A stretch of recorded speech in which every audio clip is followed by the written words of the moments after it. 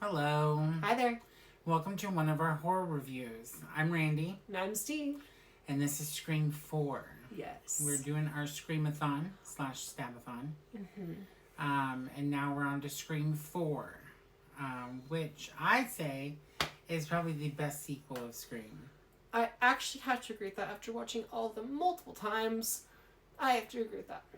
Yes, and the killer reveal is absolutely phenomenal. And she's fucking psychotic. There are a lot of Scream movies that are pretty close notches, but this one just... May 6 has more of the glamour or whatever, but this one just has the raw stuff that we wanted. One of the best killers. If not the best killer. In my opinion, it's the best killer. We both agree on that. A lot of people agree with us on this. We're not alone in this. And we actually have some of the best performances from the cast, probably in a little while. Mm-hmm. This one kind of goes back to the tone of the original in a way, too, while still managing to be new, clever, smart, and funny. I actually think that the opening of this movie is one of the best openings in the franchise.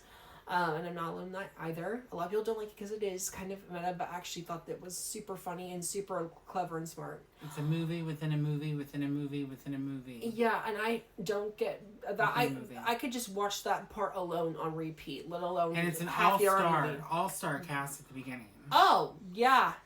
Oh, yeah, you want to list all the actors? I can think of like half of them, but I know you could do it probably on the back of your hand. Names, but it has the chick from Pretty Little Liars, Lucy Hale. Yeah, and then one of the two blondes. Sheila Grimes from Friday Night Lights. Anna Paquin. Yes, that's it. Kirsten Stewart. Kirsten Stewart and Anna Paquin, yes. And Anna Paquin. And then Britt Robinson when she was younger. Mm-hmm. And then Amy Teagarden, I think that's her name. I can't remember what she was from. I know some of their names, not all of them. But yeah, those are the opening. Yes. Ones. Because we're watching all... It's like... It starts out where these characters are watching a Stab sequel, and then they keep on going, and they're watching another Stab sequel. It's like farther and farther along the franchise until you find out that the main cast is watching like Stab 7 or whatever, and then it leads right into the opening, the true opening, which at first you don't really know if it's going to be or not. And then, lo and behold, the real Ghostface shows up and attacks Trudy and No, that's Trudy is one of the ones in the movies. It's Marnie and oh, that's true, you're right. Marnie and I can't remember her name. Yes. Oh no, it is Marnie and Trudy. No, Trudy was one of Is the... it not? No, it's not. Well, then... It's Marnie and... oh, Trudy's the opening... You're right, because Trudy's a brunette. Yeah. Trudy's a brunette. Yeah. And then it's Marnie and then the other girl is Jessica... I can't remember her name in the movie. Anyways, they die. Yes, they die. And now Sydney, all this time later... This is another...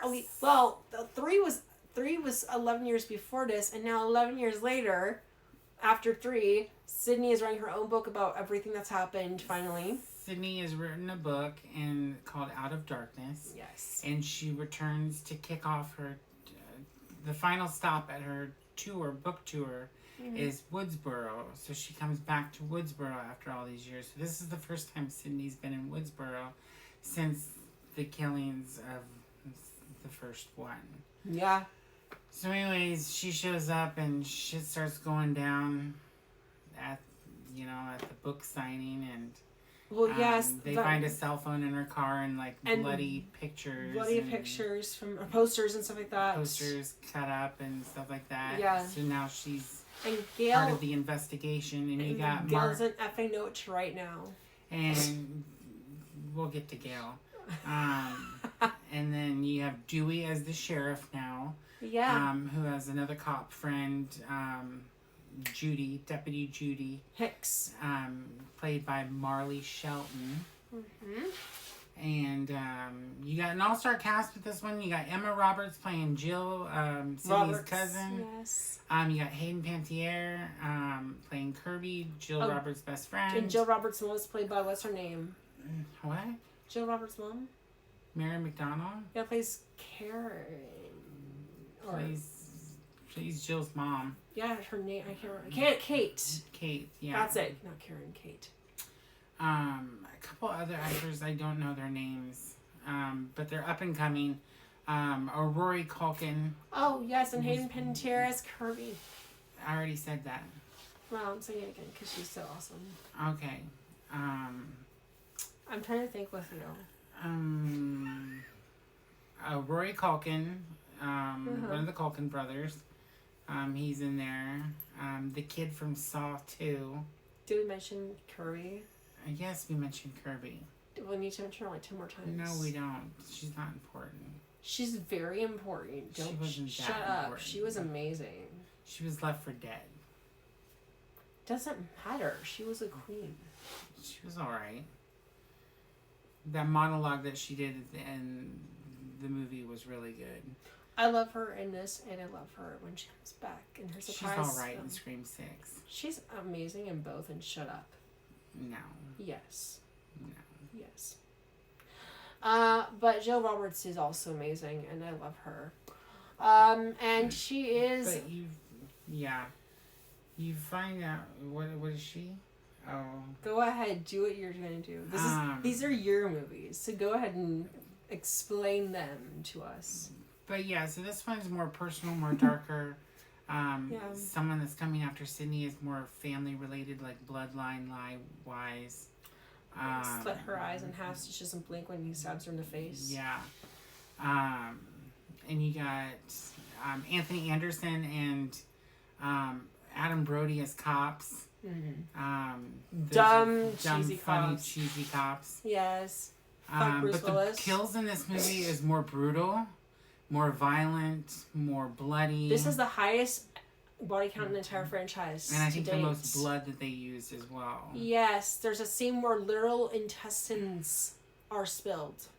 But yeah, and Gil gets a little tiny chase scene in this one. Olivia's not death. too much. In the barn during the stab-a-thon. It's a decent scene.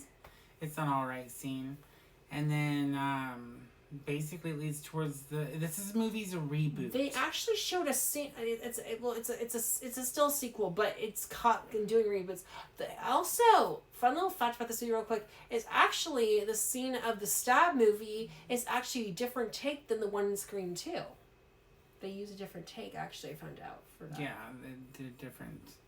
A take. It's still the same movie, but they used a different take from it when they were actually filming for the stab movies. They did a little, but anyhow, this one. So Sam was doing sequels, Servant was doing trilogies. This is doing reboots or remakes. Which you learn at the end of the movie, you don't fuck with the original. We already knew that, but some people didn't. Some people didn't. But Emma Roberts ends up being the killer. But actually doesn't fuck with the original. It's actually still stands on its own. Emma Roberts and Rory Culkin. Yeah. Charlie and Jill. Yeah. End up being a killer, which Jill ends up killing Charlie because everybody wants a soul survivor. Yes. And she wants to become. She doesn't want to become Sydney. She wants. It's about becoming you. It's about becoming Sydney. Yeah. It is about becoming Sydney. It's not about. It's not about killing her. It's about becoming. It's about becoming her. Yeah. She doesn't need friends. She needs fans. Yeah. Where does she? Michael fucking Myers. She won't die. Yeah. But Jill, I would say real quick, Jill, this killer, most ambitious. Almost got away with it. The most ambitious killer. Almost killed Sydney. I'm not saying the other ones haven't been. I'm just saying she's the most ambitious. She actually went through trying to self-harm herself to look like a victim. And she's so narcissistic that after she throws herself into knives and a glass table and whatever, she mirrors Sydney's position on the ground after stabbing her. She mirrors her exact position on the ground. But anyways, yeah, she's left for dead. No one caught that. Watch it again. That she mirrors her exact movement on the ground. She's left for dead at the end of the movie. This is the only killer where she's not shot in the head. It's true. So well, actually, except for Stumacher, but Stumacher got the TV on the head too. In the head, yeah. He got the TV to the head and also the knife in the gut. But every other killer got shot in the head too. Anyways, that's all we got for Scream 4. Like and Yes. follow for more. Follow for more. Thanks. We're on to Take Scream care. 5 now. Yes. We're going to keep arguing. Stay spooky. Take care. Bye. Bye.